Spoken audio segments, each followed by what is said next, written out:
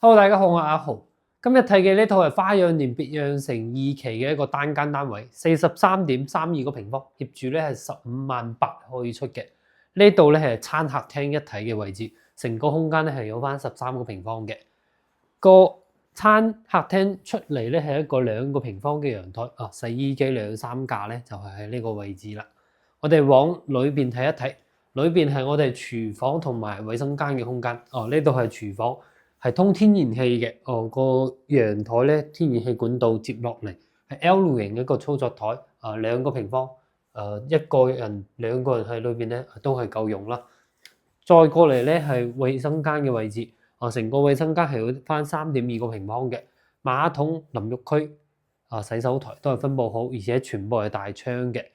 過嚟咧係我哋主人房嘅位置，我哋主人房成個屋嘅光線咧就比較好啦，成個空間係有翻11個平方，1.5米嘅床，埋邊做衣櫃。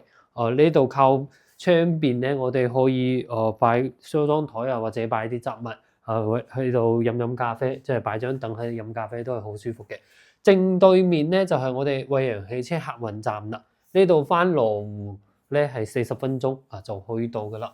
後邊咧就係我哋一個鳳凰山公園，樓底下呢個小區咧，我哋就影過好多次啦。生活咧係非常之方便嘅，交通咧我哋翻香港都方便，去休閒爬山後面就係鳳凰山森林公園，所以話我哋呢個小區整體嚟講咧，衣食住行樓底下可以滿足得到。呢套房嘅性價比咧係有一定優勢嘅，目前個單間單位咧係比較少，呢套算比較企理。